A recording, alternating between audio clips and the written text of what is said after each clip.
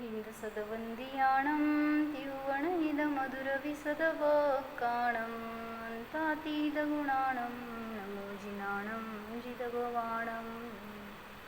कुंदकुंदाचार्य भगवान की जय। 50 नंबरची गाथा आहे. समवत्ती समवाहो अपुदभूदोय जुदसिद्धोय तम्मादव गुणाणम् अजुदा सिद्धित्तिनिदिठ्ठा. 50. तुम्ही जयसेनाचार्यांची नंबर 56 आहे. जयसेनाचार्यांचीच टीका आहे.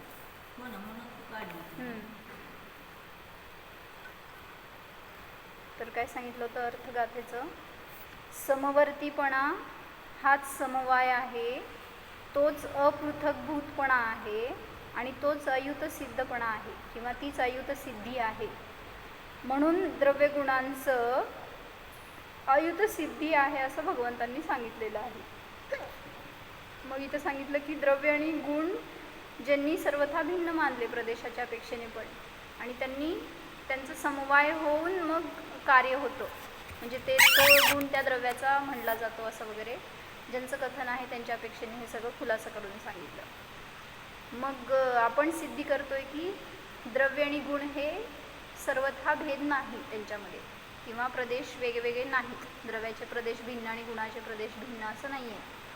तर ते प्रदेशाच्या अपेक्षेने अभेद असले तरी सुद्धा संज्ञा, लक्षण, प्रयोजन आदींच्या अपेक्षेने द्रव्य आणि गुणामध्ये भेद आहे.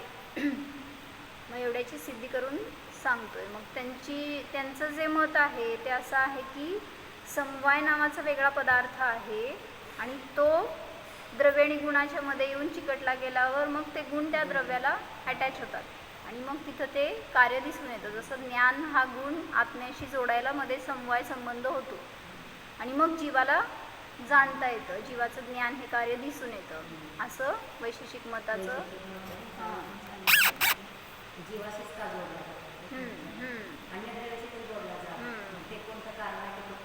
मागच्या 2-3 गाथांमध्ये त्यांनी खूप चांगलं तेच प्रकरण घेतलं की ज्ञानी का म्हणायचं जीवाला. मग तुम्ही जर ज्ञान येऊन जोडलं गेलं म्हणून ज्ञानी म्हणता, तर मग त्याच्यापूर्वी काय होतं? मग अज्ञानी होता का तो? मग अज्ञानी होता तर मग अज्ञानाने जोडून मग अज्ञानी होता का विदाऊट जोडताच अज्ञानी होता तो? असं म्हणजे चांगल्या रीतीने स्पष्ट व्हायला पाहिजे असं त्यांनी चांगला खुलासा करून दाखवला आचार्यांनी. मग त्याच्यावरच अजून 1-2 गाथा, अजून हे एक प्रकरण, एक गाथाही त्याच्याच समर्थनासाठी सांगितली आहे. म्हणजे त्यांनी जो समवाय असं म्हणलाय ना, म्हणजे आता आपल्या क्वेश्चन आन्सर्स नंतर शेवटी त्यांनी सांगितलं की नाही, समवाय म्हणजे नंतर येऊन जोडलाय पण तो अनादीपासूनच आहे असं त्यांनी एक त्यांच्या खुलासा करताना सांगितलं. मग आपण म्हणतोय त्यांना, मग असं म्हणण्यापेक्षा तुम्ही त्यालाच म्हणा ना तादात्म्य. आम्ही त्यालाच म्हणतोय, म्हणजे तुम्ही अनादीपासून नाही म्हणताय, त्यालाच आम्ही तादात्म्य म्हणतोय. मग हे तादात्म्य संबंधच आहे असं आपण सिद्ध करून दाखवलं. मग समवाय ॲक्च्युली असा शब्द आपण हां ते युतसिद्ध अयुतसिद्ध शब्द जे घेतलेत ना त्यांनी, म्हणजे ॲक्च्युली आम्हाला म्हटलं की अयुतसिद्ध हा शब्द आपल्या शास्त्रात नाही, आपण वापरत नाही तो, त्यांच्या खंडनासाठीच आपण वापरलाय. म्हणजे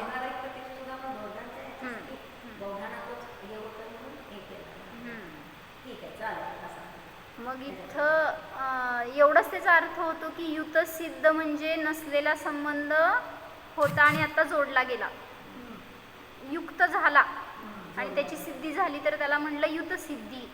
जसं की काल सांगितलं सगळं चष्मा, घड्याळ, पैसा हे सगळं नंतर येऊन जोडलं आणि त्याला आपण माझं म्हणतोय, तर ते युतसिद्धी झाली त्याची. आणि अयुतसिद्धी म्हणजे ज्याचं नंतर येऊन जोडला गेला असा संबंध नसतो ज्यांचा, त्याला म्हणलं अयुत.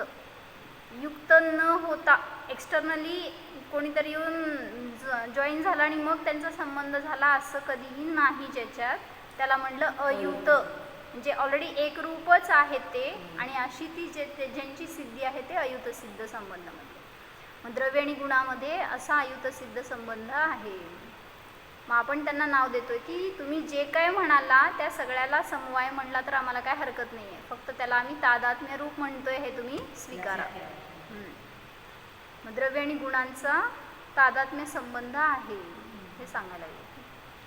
अथ गुणगुणिनोः कथंचित् एकत्वं विहाय अन्यः कः अपि समवायः नास्ति इति समर्थयति. काय म्हणले? गुणगुणीचं कथंचित एकत्वाला सोडून अन्य कुठला देखील समवाय नसतो याचं समर्थन करतात. म्हणजे गुण आणि गुणी हे कसे आहेत? एकत्वरूप आहेत. कथंचित एकत्वरूप आहेत हेच संबंध माना, याला सोडून दुसरं काही समवायाचा पदार्थ किंवा संबंध नसतो याचं समर्थन करण्यासाठी म्हणून गाथा सांगतात. समवृत्ती सहवृत्ती गुणगुणिनोः कथंचित एकत्वे अनादि तादात्म्य संबंध इति अर्थः. सगळे एकार्थवाची शब्द सांगितलं की गुणगुणींच्या कथंचित एकत्वामध्ये समवृत्ती असते म्हणजेच सहवृत्ती असते, त्यालाच अनादि तादात्म्य संबंध असं म्हटलं जातं. काय कळलं? कथंचित एकत्व आहे कारण ह्यांना सांगायसाठी आपण एकत्व आहे असं सांगतोय की प्रदेश वेगळे वेगळे आहेत म्हणजे तुम्ही दोन वेगळे वेगळे द्रव्य मानले. मग तसं तर नाही आहे. त्यांच्यामध्ये जर अनेकांताच्या अपेक्षेने वस्तूला बघायला गेलो तर कुठलाही दोष येत नाही, पण जर एकांताने कथन करायला गेलो तर म्हणून उलट काय म्हणायचं, आगमाची रचना अशी झाली आहे ना कुठून बाधा येणार नाही त्या तत्वामध्ये, अशा वस्तूचं स्वरूप आहे. त्यामुळं हेच समीचीन समजून घ्यायला पाहिजे. हे पण आहे ते पण आहे असं म्हणताना त्याची दृष्टी आहे ना, वास्तविक काय भेदरूप कसं आणि अभेदरूप कसं असताना वस्तू कशी आहे सांगताना कसं त्याला मांडलं जातं. त्यामुळं वस्तूचं स्वरूप निराबाध आहे. फक्त ज्यांनी जसं ग्रहण केलं त्यानुसार त्यांच्या मतात दोष आले, पण वस्तूमध्ये दोष नाही. आणि प्रयोजन काय पाहण्याचं आहे आता त्या हिशोबाने त्या वस्तूला कथन करण्याच्या अपेक्षेने भेद केला जाईल, पण म्हणून वस्तू भेदरूप आहे असं नाही. तर कथन करण्याच्या अपेक्षेने पण आम्ही पण वस्तू मध्ये सर्वथा म्हणजे आता जसं मी तादात्म्य संबंध सांगितलं एकरूप आहे, कथनचित शब्द आला कथनचित अभेदरूप आहे, कथनचित भेदरूप पण अशीच वस्तू व्यवस्था आहे. तुम्हाला आता काय प्रयोजन आहे वस्तू म्हणण्याचं त्या हिशोबाने तुम्ही वस्तू असताना अशी म्हणजे वस्तूला तुम्ही जर एकत्व रूपाने पाहिला तर तशी दिसणार आहे आणि अनेकत्व रूपाने पाहिलं तर तशी दिसणार आहे. त्यामुळं दृष्टी वेगळी असेल म्हणून त्या वस्तूमध्ये तसं फरक झाला असं नाही आहे. वस्तू तर एकच आहे. तुम्ही कुठल्याही साधनाने बघा, त्याच्याकडं प्रमाणाने बघा, नयाने बघा, खंडित अखंडित कुठल्याही साधनाने बघा, त्याच्यामध्ये फरक दिसेल नाही असं नाही, पण म्हणून वस्तू भेदरूप झाली किंवा बदलली असं नाही. तर काय सांगितलं? अनादि तादात्म्य संबंध जो आहे तो त्याला सहवृत्ती म्हणलं, म्हणजे साथ वर्तन करणे. अनादीपासून जे एकत्र वर्तन करतायत असे ते गुण आणि गुणी, त्यामध्ये त्यांचा अनादि रूपाने तादात्म्य संबंध आहे. तदात्मरूप, आत्म म्हणजे स्वरूप, आत्म म्हणजे स्वरूप. मग तदात्म स्वरूप म्हणजे जे ते गुण ज्या त्या द्रव्याच्या स्वरूप असतात, त्यामुळं ते वेगळे नसतात किंवा वेगळ्या ठिकाणी नसतात, म्हणून त्याला तादात्म्य म्हणलं. गुणांशिवाय द्रव्याचं अस्तित्वच नाही आहे, त्यामुळं गुणांनीच बनलेली ती वस्तू आहे, म्हणून तिथं ते त्या रूप आहेत, एकरूप आहेत असं म्हटलं तरी बाधा नाही. सह एव जैनमते समवायः न अन्यः कः अपि परिकल्पितः. तोच जैनांमध्ये जो अनादि तादात्म्य संबंध आहे तोच जैन मतामध्ये समवाय आहे, अन्य कुठला देखील परिकल्पित समवायाचा पदार्थ नाही. जे काय तुम्ही संबंधाला नाव देताय तर तो असाच प्रकारचा संबंध आहे, अनादि तादात्म्य म्हणतोय. बरोबर, आम्ही तुमच्याच समवायाच्या शब्दाला नाव देतोय, तुम्ही समवाय हा शब्द टाकलाय म्हणून आम्ही तुमचं समाधान करतोय की त्यालाच तादात्म्य म्हणतात, म्हणून समवाय असं काही वेगळं वस्तू पदार्थ वगैरे नाही. तदेव गुणगुणिनोः संज्ञालक्षण प्रयोजनादि भेदे अपि प्रदेश भेद अभावात अपृथक्त्वं मन्यते. काय कळलं? तोच गुणगुणीचा संज्ञा लक्षण प्रयोजनादीच्या अपेक्षेने भेद असताना सुद्धा प्रदेशाच्या अपेक्षेने प्रदेश भेदाच्या अभाव असल्यामुळे अपृथक भूतत्व म्हणलं जातं. म्हणजे एकच शब्द आहे त्याला आपण प्रतिशब्द देऊन सांगतोय ना. पहिला सहवृत्ती म्हणलं, मग समवृत्ती म्हणलं, अनादि तादात्म्य संबंध म्हणलं, त्यालाच समवाय म्हणलं. आता त्यालाच नाव देत आहेत काय? अपृथक भूतत्व. म्हणजे काय हे सांगितलं की संज्ञा लक्षण आदीच्या अपेक्षेने भेद असताना सुद्धा प्रदेश भेद नसल्यामुळे हेतू दिला तो प्रदेश भेदाच्या अभावामुळे अपृथक भूतत्व आहे. एका द्रव्यामध्ये आपण मुळे वापरलं तरी दोष येत नाही. मग प्रदेश भेदाचा अभाव असल्यामुळे अपृथक भूतत्व आहे.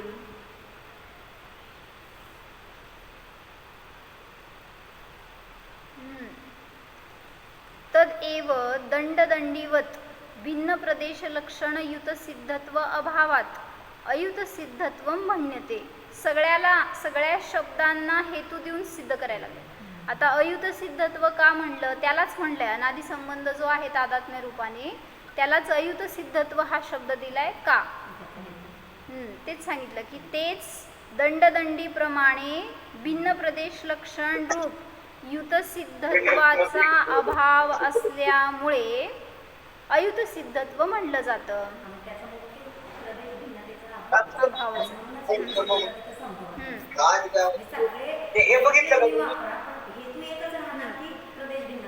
प्रदेश भेद नसल्यामुळे आणि कथनचित भेद मानलाय, सर्वथा भेद मानलेला नसल्यामुळे तादात्म्य संबंधाने स्वीकारलेला आहे. दंडदंडी प्रमाणे हा उदाहरण का दिला आपल्याला? दंड वेगळा आहे, दंडाचे प्रदेश वेगळा. दंड म्हणजे काठीवाला आणि दंडी म्हणजे तो पुरुष. मग दंड आणि दंडी जसं वेगळे असताना त्यांचं जेव्हा एकत्र आपण बघतोय आणि त्याच्यावरून त्याचं नाव करतोय दंडी पुरुष. संयोगात आलेल्या पदार्थांमध्ये केलानात्मक लक्षणातून तात्पुरतं प्रयोजनाच्या सिद्धीकरणासाठी पण त्याच्यात जसा आहे तसं. मग त्यांनी मागच्या काळात तेच सांगितलं की समवाय संबंध आणि संयोग संबंध याचे दोन भेद आहेत. मग त्यांनी जे मानलं त्याचाच खुलासा केल्यावर आपल्याला समजते की संयोग संबंध म्हणजे भिन्न द्रव्याचा संबंध झाला तर त्याला म्हटलं संयोग संबंध. आणि जेव्हा अभिन्न प्रदेश असताना सुद्धा त्यात भेद करून दाखवतो त्यावेळेस त्याला म्हणलं समवाय संबंध. आणि मग ते जोडले गेले असं दाखवतात. त्यांच्यासाठी सांगितलं हे, आपण असं काही मानलेलं नाही. मग तिथं जसं उदाहरण दिलं ना त्यांनी, रस, घटाचा रस, घटाचं रूप, घटाचा वर्ण वगैरे हे जे आहेत ते समवाय रूपाने संबंध आहे त्यांचा असं म्हटलं त्यांनी. म्हणजे पुद्गलाचे गुण ह्याचा समवाय रूपाने संबंध आहे. आणि ज्या पुरुषाच्या हातात घट आहे तो घटवाला असं म्हटलं तर तो संयोग संबंध झाला समवाय रूपाने. आणि दोन भिन्न द्रव्यांचा मध्ये असतो तो संयोग संबंध असं त्यांनी खुलासा करून सांगितलंय. म्हणजे ह्याचं आपल्यात घटवणार कसं? तुम्ही जेव्हा म्हणताय की मी किंवा एखाद्या मुलाची आई असं आपण म्हणतो किंवा हे घर त्याचं असं म्हणतो त्यावेळेस तिथं संबंध दोन भिन्न द्रव्य असताना सुद्धा जोडतोय ना. मग संयोग संबंध लावतो तो कुठल्या न्यायात जाणार? उपचरित असद्भूत व्यवहार न्यायात जाणार, जो की आपला नसतोच, खोट्यातला खोटा नाही म्हणतो ना आपण त्याला. त्यामुळं त्याच्याशी जेव्हा तुम्ही संबंध करताय त्याच्यामध्ये एकत्व करताय तर परिणामामध्ये जर ते माझं असा भाव असेल तर नियमाने तिथं मिथ्यात्व रूप असणार परिणती. मग मी आज काय ऐकले सकाळी की यह परिणमती सकर्ता असं घेतलंय ना जे कलश. मग त्याच्यामध्ये यह परिणमती सकर्ता यह परिणामम भवेतु तत्कर्म आणि या परिणती क्रियासा तिन्ही अनन्यभूत आहेत असं काहीतरी शब्द आहे पुढं. मग इथं सांगितलं होतं की परिणाम आहेत जो परिणमन करतो तो कर्ता आणि जे परिणाम आहे ते कर्म आणि जी परिणती आहे ती क्रिया आहे. मग हे सगळं आपण एका द्रव्यात लावतो, कर्ता कर्म आणि क्रिया. मग त्यांनी प्रश्न विचारलाय तिथं जैन तत्वमीमांसामध्ये की पुढं अजून एक कलश आलाय समयसारमध्ये. तिथं सांगितलंय की विकल्प परम करता विकल्प परम करता नाही विकल्प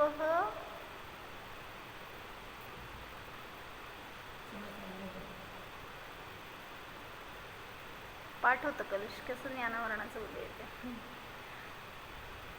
विकल्पः परं कर्ता विकल्पः कर्म एव तु. घ्या बघू समजतं तिकडं इकडं समजतं. विकल्पः कर्म केवलम न जातु कर्तृकर्मत्वं सविकल्पस्य नश्यती असं काहीतरी शब्द आहे. म्हणजे विकल्पच कर्ता आहे विकल्पच कर्म आहे आणि जोपर्यंत कर्ता कर्म प्रवृत्ती आहे तोपर्यंत हे म्हणजे सविकल्प असणाऱ्याची कर्ता कर्म प्रवृत्ती संपत नाही असं ते कलश आहे. मग त्यांनी तिथं प्रश्न विचारलाय तुम्ही एके ठिकाणी जो परिणमन करतो त्याला कर्ता म्हणलाय आणि एके ठिकाणी म्हणताय की विकल्पच कर्ता आहे. मग असं का दोन्ही ठिकाणी वेगळं वेगळं कथन घेतलं. जयश्री का की तिकडं आहे. हां बस एकच बस तुम्हाला दाखवतो काय सांगितले. हां एके ठिकाणी सांगितलं की जो परिणमन करतो तो करताय काय आणि एके ठिकाणी सांगितलं विकल्पच करताय. असं का वेगळं वेगळं कथन केलं.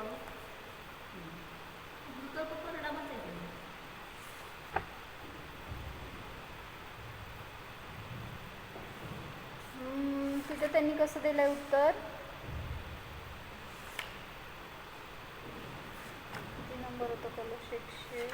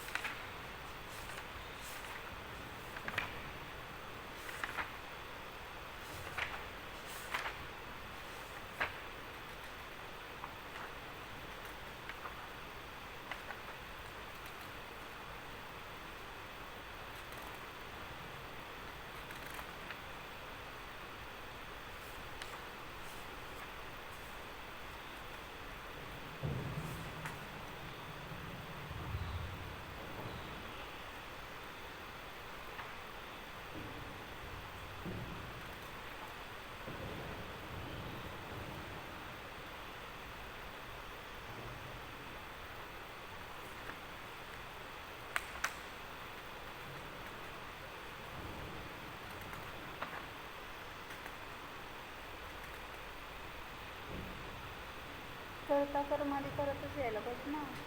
न जातु कर्तृकर्मत्वं.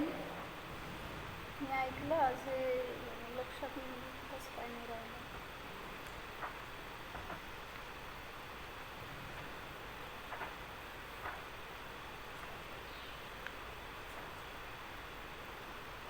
चौऱ्याण्णव म्हणले होते का.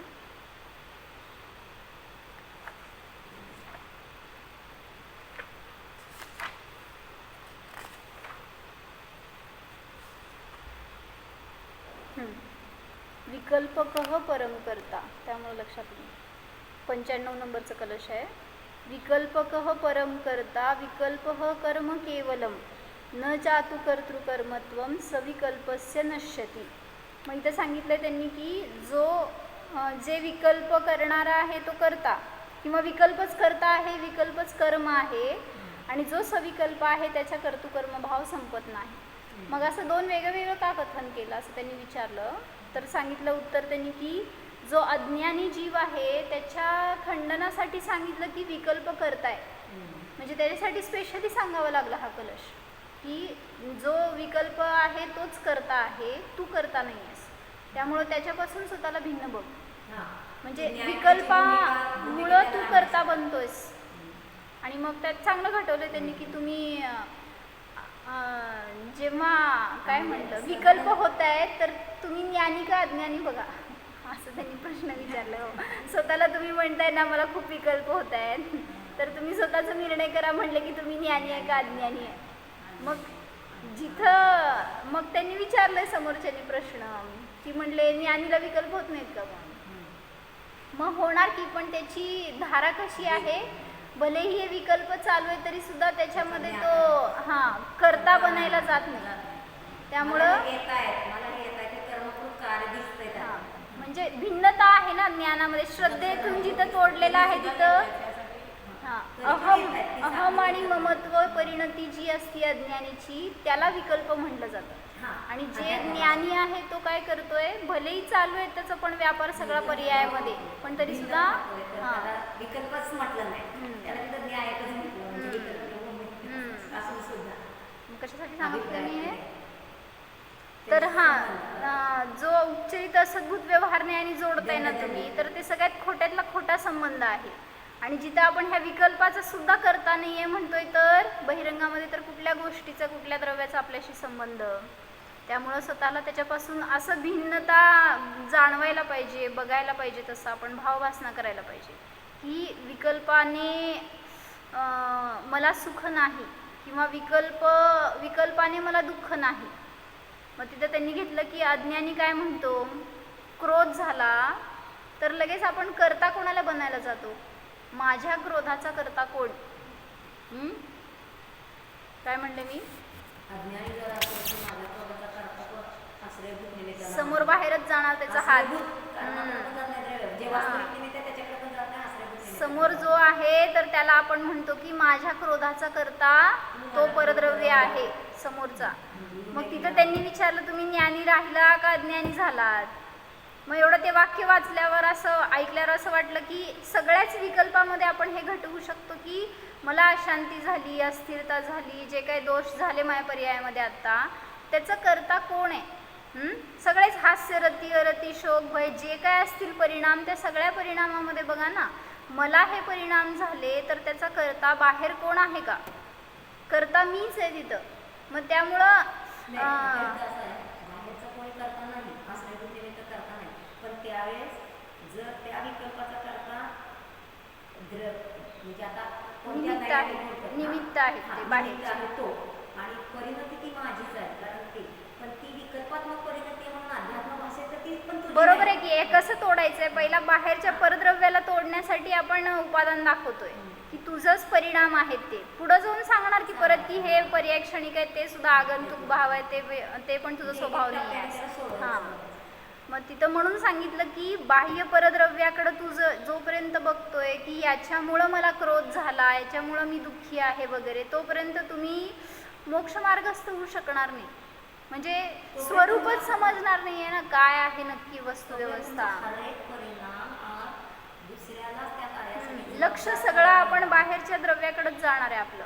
त्यामुळं ही दृष्टी बदलायसाठी म्हणून सांगितलं की विकल्प त्यामुळं झाले नाही आहेत, परद्रव्यामुळं विकल्प झाले नाही आहेत. जर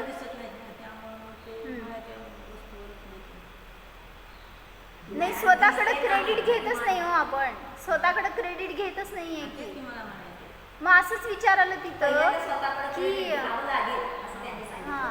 म्हणजे मला म्हणायचं काय की आपण कोणीतरी शब्द बोलले, अपशब्द आपल्याला, आपण लगे अस्थिर होतोय, त्याच्याकडे दोष द्यायला जातोय, तो मला असं म्हणला.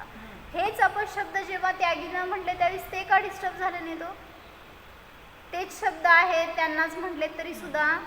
मग त्यांची परिणती आणि आपली परिणती का फरक पडतोय असा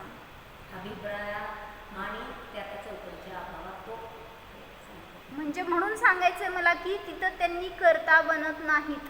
म्हणजे माझ्या क्रोधाचा हा कर्ता आहे हे भाव तुटलेत ना, आणि त्यामुळं तिथं भलेही शब्द ऐकलेत मी, त्या शब्दांनी मला क्रोध येण्याचं काय संबंधच नाही आहे. जसं सांगितलं ना, निंदित संतुत वैणाणी पोगल आणि परिणमंती बहुगाणी, ते जे निंदेचे आणि ह्याचे शब्द आहेत स्तुतीचे, ते सगळे पुद्गलाचं परिणमन आहेत. ते तुला म्हणत नाहीत की तू सुखी दुःखी हो, मग मी का सुखी दुःखी व्हायचं. मग तसंच क्रोधासाठी पण लावा. त्यांनी जे शब्द म्हणले, त्यांनी जी क्रिया केली, माझ्यामध्ये क्रोध का उत्पन्न झाला, त्यांच्यामुळे झाला नाहीच. एवढे पहिल्यांदा भाव दृढ करायला पाहिजेत आपण. म्हणजे मला जे काय अस्थिरता होती, अशांती होती, ती त्याच्यामध्ये परद्रव्य शून्य आहे, अकिंचितकर आहे. एवढं बघितलात ना, कधी क्रोध करताना आठवणी यायला पाहिजे. आता ह्याच्या पुढं तुम्हाला झाला जेव्हा क्रोध तेव्हा. म्हणूनच की मग हे करायला पाहिजे ना. आता शेवटी प्रयोगाचं आवश्यक आहे. त्याच्याशिवाय होणार नाही. आणि तुम्ही सांगितलं आणि तुम्ही चिडला तरी सुद्धा परिणमन होत नसतं तसं. त्यांचं योग्यता असेल तर होणारच आहे. उलटं ते त्यागी जे उपसर्ग झालेले वगैरे दिसतंय ना, भलेही समोर अपशब्द बोलताय तो, पण ह्यांची स्थिरतेच्या निमित्तात त्याचं परिणमन झालं का नाही. ह्यांनी ओरडल्यावर थोडी ना परिणमन होणार आहे, ह्यांनी त्याला विरोध केल्यावर नाही होणार आहे. ते तर उलटं यांच्या स्थिरतेच्या शांतीच्या निमित्तात त्या समोरच्या जीवामध्ये पण परिणमन झालेलं दिसून येतं. त्यामुळं तुम्ही बदलायला जाऊ नका कोणाला, कोणी बदलत नसतं. आपण स्वतःला बदला, स्वतः स्थिर आणि शांत राहा. तुमची परीक्षा आहे त्याच्यामध्ये. आणि कदाचित त्या मॅग्नेटिक फील्डच्या निमित्तात त्याचा इन्फ्लुएन्स त्याच्यावर होईल की समोरच्यावर, आणि तो पण बदलेल. त्यामुळं आपल्यात सुधारणा करा.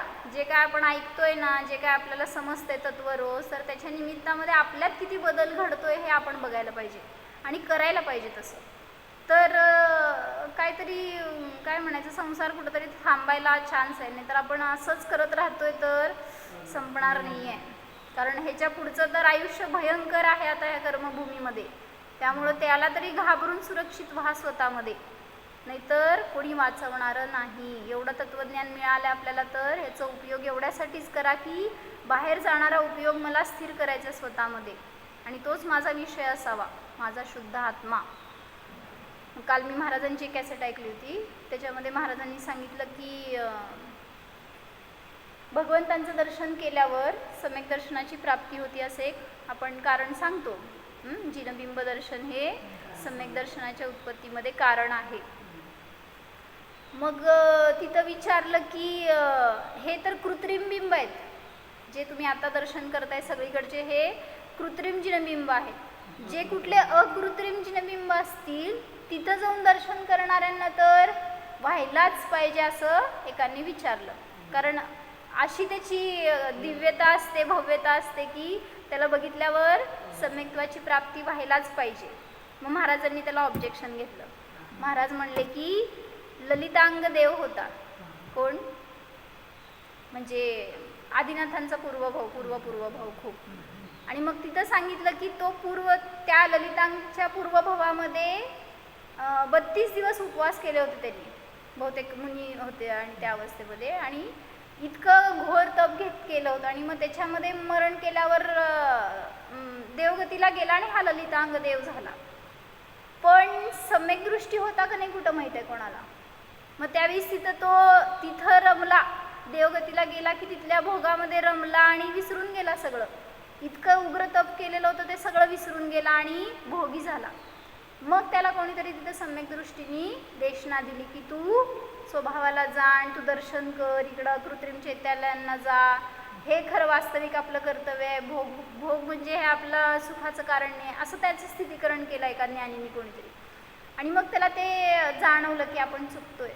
तर त्यांनी सांगितलं तिथून रोज नंदीश्वराला दर्शनाला जायचं आणि यायचं, रोज जायचं आणि यायचं, असं त्याचं नित्य कार्यक्रम सुरू झाला. रोज म्हणण्यापेक्षा हे आपल्या भाषेत रोज झालं, त्यांच्याकडे एक दिवस रात्र काय नाही आहे. म्हणजे त्याचं रुटीन हेच सुरू झालं की तो सारखं जायचा अकृत्रिम जिनालयांच्या वंदनेसाठी. सम्यक दृष्टी झाला का नाही. तर सांगितलं तिथून मरून भोगभूमीत जन्मला. मग जो भोगभूमीत जन्मतो तो सम्यक दृष्टी असत नाही. म्हणजे देवगतीतून भोगभूमीत जन्मणारा जीव सम्यक्त्व सहित जात नाही भोगभूमीत. कारण उत्कृष्ट कर्मभूमीतूनच मोक्षाची प्राप्ती आहे. त्यामुळे देवगतीतून सम्यक दृष्टी जीव मरून जन्मणार तर कर्मभूमीतच जन्मायला पाहिजे. भोगभूमीत संयम नाही, तिथून मोक्षाचा मार्ग नाही, मोक्षाला तद्भव मोक्षगामी होऊ शकत नाही. म्हणून सांगितलं की तो, मग महाराजांनी सांगितलं तिथं असं नाही. थांबा. त्यामुळेच मी जर असं वापरताना शब्द व्यवस्थित वापरले की इथून मेला तुम्ही कर्मभूमीतून तर भोगभूमीत जाणार असाल तर नियमाने मिथ्यादृष्टी जाणार. तिर्यांचे एखादा असेल तो सम्यक दृष्टी होता, त्यांनी आयुबंध केला तर मिथ्यादृष्टी अवस्थेत आयुबंध केला आणि मग सम्यक दृष्टी झाला तर जाऊन जन्मेल भोगभूमीमध्ये, बाधा नाही आहे. म्हणजे त्यामुळं कोण जन्मते त्याच्यावर अवलंबून आहे. देवगतीतून येणारा कर्मभूमीतच जन्मणार, मनुष्यगतीतून इथं सम्यक्त्व सहित जन्मणार तर देवगतीलाच जाणार. असं त्याचे पाथ आहेत. इथून तिथंच जाणार, तिथून तिथंच जाणार. जर मिथ्यादृष्टी असेल तर कुठेही कसाही जन्मू शकतो. पण भोगभूमीमध्ये सम्यक्त्व असलं तरी भूमीत जाणार नाही, सम्यक्त्वाने सम्यक्त्व सहित इथंच येणार. हां असं. मग काय सांगत होते मी?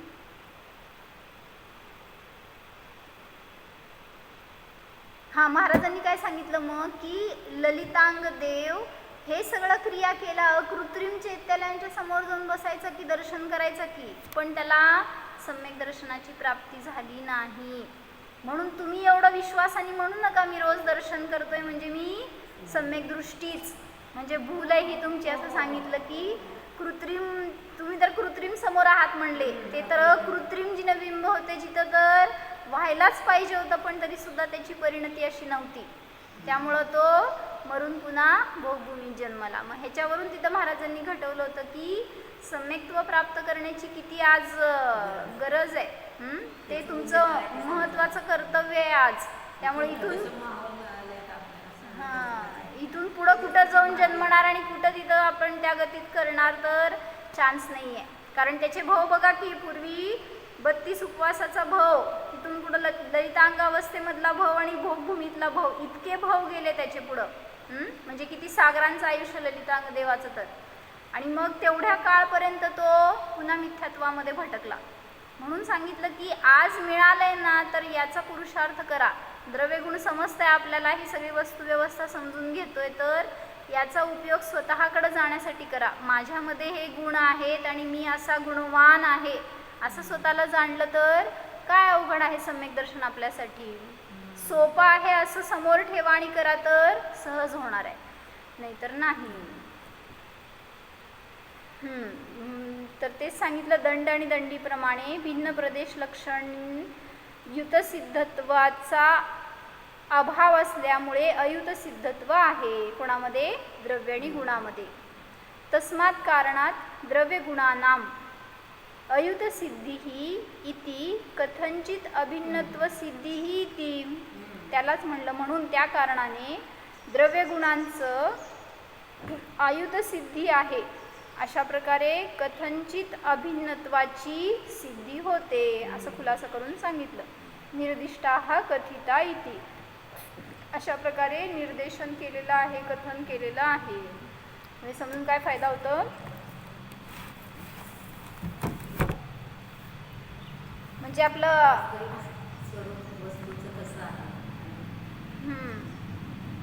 म्हणजे आता हे 27 गाथेपासून प्रकरण चालू आहे. जीव अधिकाराचं कथन करायला किंवा जीवास्तिकायाचं, आणि त्याचं वेगवेगळ्या अधिकारांच्या द्वारे कथन करतायत. मग चेतयिता अधिकार झाला, आता हा उपयोग अधिकार चालू आहे. मग त्याच्यामध्ये ज्ञान आणि दर्शन गुणाचं मॅक्झिमम स्पष्टीकरण रूपाने त्यांनी गाथा घेतल्यात. भरपूर गाथामध्ये वेगळ्या वेगळ्या रूपाने कथन करून सांगितलं. तर म्हणून आता हे 50वी गाथा चालू आहे. पण 27 पासून सामान्य सांगितलं की चेतयिता अधिकार हे वर्णीचं आहे.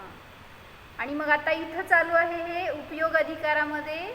म्हणजे आपण सामान्य ज्ञान उपयोग आणि दर्शन उपयोग एवढंच भेद करतो, पण त्यांनी सगळं त्याचं कीस पाडलंय जवळपास असं. आणि ज्ञान आणि दर्शनात काय काय फरक किंवा त्याचं काय काय रीतीने स्पष्टीकरण होईल असं इमेज क्लिअर व्हायला पाहिजे की काय दर्शन आहे, काय ज्ञान आहे.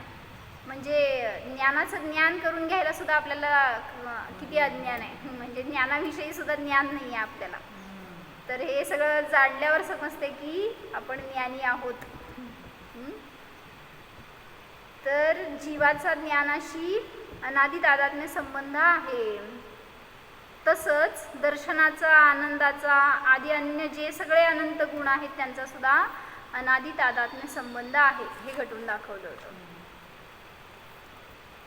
एक वस्तु और उसका स्वभाव वस्तुत्व से यद्यपि अभिन्न है तो भी संज्ञा प्रयोजनादि के भेद से भेद व्यवहार में आता है, और भेद व्यवहार किए जाने पर भी वास्तव में वह अभिन्न है, एक है. त्याच्यामध्ये सर्वथा भेद नाही. मग हे त्यांनी घटवून दाखवले त्याच्यात एक उदाहरण घेऊन की यह कथन बहुत समय से चल रहा है. म्हणजे अनेक गाथांमध्ये हेच प्रकरण चालू आहे की ज्ञान आणि दर्शन आणि किंवा द्रव्य आणि गुण वगैरे. तो यह कथन बहुत लंबा क्यों चलाया जा रहा है? करीब करीब बार बार वही कथन। ठीक है, मगर अपने को धनी मानने की अथवा कुटुंबवान मानने की जो भीतर में बार बार प्रतीति बन रही है, जो कि माया रूप है, उससे तो नहीं उठते। यह तो परमार्थ निज ज्ञान स्वरूप की प्रतीती की बात आहे, असं चांगलं म्हणतात ना, एक टोलाच मारलाय की स्वतःला तुम्ही धनी म्हणायला थकत नाही, त्याच्यामध्ये कंटाळा येत नाही तुम्हाला, आणि मग इथं ज्ञानी म्हणायला, त्या ज्ञानाची चर्चा करायला का कंटाळा मग तुम्हाला? यह तो परमार्थ निज ज्ञान स्वरूप की प्रतीति की बात है, इसमें क्यों उब आए? वह तो भारी गलती है जो अपने को वैभवशाली धनी माना जा रहा है। अरे वे तो अत्यंत भिन्न पदार्थ है, उनमें क्यों इतनी धुन बनाई जा रही है? उस भूल भरी धुन को काटने के लिए यह ज्ञान की अनन्यता की प्रतीति समर्थ है। एका त्या ज्ञानाच्या प्रतीतीमध्येच हे सामर्थ्य आहे की सगळे परद्रव्य पर होतील ज्ञानामधून। म्हणून मैं ज्ञान स्वरूप हूँ, ज्ञानमय हूँ, अन्य रूप नहीं, यही समवाय है, तादात्म्य है। म्हणून याची प्रतीती करा तर बाकीचे सगळे पर भिन्न होऊन जातील, तिथं भिन्न करावे लागणार नाहीत, पण आपण तिथं त्यांच्याशी त्यांच्याकडेच दृष्टी ठेवतोय आणि संबंध जोडून तोडायला चाललोय। म्हणजे काय, पहिला माझं म्हणून घ्यायचं, माझा शत्रू, काय केलं, शत्रू नकोय आपल्याला ॲक्च्युली, पण शत्रू म्हणायचं आणि तो माझा म्हणायचं, म्हणजे काय केलं, पहिला जोडलं आणि मग नाही माझा नाही, शत्रू माझा नाही म्हणजे माझा जोडून मग तोडायचं। म्हणजे इतकं कशाला मग कुटाणे करायचे आहेत? मग आचार्य तेच सांगतात की मग ते आम्ही त्या काल परवा तेच घेतलं होतं की परिग्रहामध्ये जेवढं आपण अडकत जातोय ना, तेवढी विशुद्धी घटत जाते। ज्ञानाची विशुद्धीचं कारण निसंगता पण आहे असं त्यांनी घेतलं। म्हणून मग मुनिराज का निर्विकल्प असतात, का त्यांची विशुद्धी असते परिणामामध्ये? कुठल्या परिग्रहाविषयी चिंताच नाही ना। जरी म्हणून तर आणून ठेवलं समोर, डायरी ठेवली, पेन ठेवलं, महाराजांना पण देत होते ना, आणि कोणी मागितलं तर घेऊन गेले, काय असं त्याच्यामध्ये त्याचे विकल्प? त्यामुळं कोणी आणून द्या, ठेवा, राहू दे, घेऊ नका, कुठं ठेवलं, कसलेही विकल्प नसतात। मग अशी निसंगता आहे का तुमच्या घरात जेवढे परिग्रह आहेत? तुम्ही म्हणता ना मी स्वतःला निर्मोही आहे म्हणून, प्रत्येक वस्तूकडे जाऊन आज घरात बघा, घरातच आहेत सगळे तुम्ही, तर त्या घरामधल्या सगळ्या वस्तूकडे बघून नजर टाकून विचार करा की या वस्तूविषयी मला किती मोह आहे। मग आम्ही काल त्याच्यावर घटवलं तर घड्याळ आहे, घड्याळाचं किती मोह आहे आपल्याला? मग नाही हे म्हणतो आपण, पण त्याची जागा बदलली तरी सुद्धा आपण डिस्टर्ब झालेलो असतो। म्हणजे घरातली एखादी अनावश्यक वस्तू जरी म्हटलं तरी त्याच्याशी तुमचा मोह आहे, ह्याचा स्वीकार झाला तर सुधारणा होणार आहे, पण ते आपल्याला मोह दिसत नाही, वाटत नाही, आपण तर निर्मोह आहे असं वाटतं आपल्याला। त्यामुळं निर्णय करा आणि जेवढी निर्मोहतेची साधना करू शकता तेवढी करा, तर ती तुम्हाला मोक्षमार्गामध्ये जेव्हा तुम्ही दीक्षा घेणार त्या समयामध्ये किंवा आत्ता वर्तमानात सुद्धा स्वतःला अनुभवण्यामध्ये त्याचीच मदत होणार आहे। त्यामुळं निर्मोह आहे ह्याला जाणा।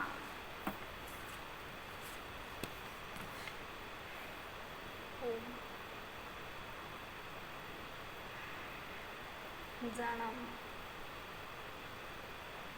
स्वतःच्या निसंग स्वभावाला जाणा। या स्वभावाला परद्रव्याची, परिग्रहाची आवश्यकता नाहीच। त्या परिग्रहाचे विकल्प देखील माझा स्वभाव नाही। स्वतःला निर्विकल्प पहा,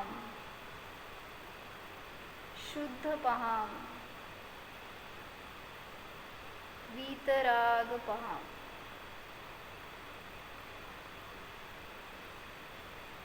निर्ग्रंथ स्वरूपोऽहम्,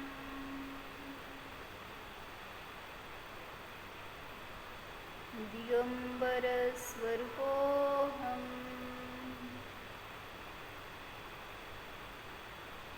ओम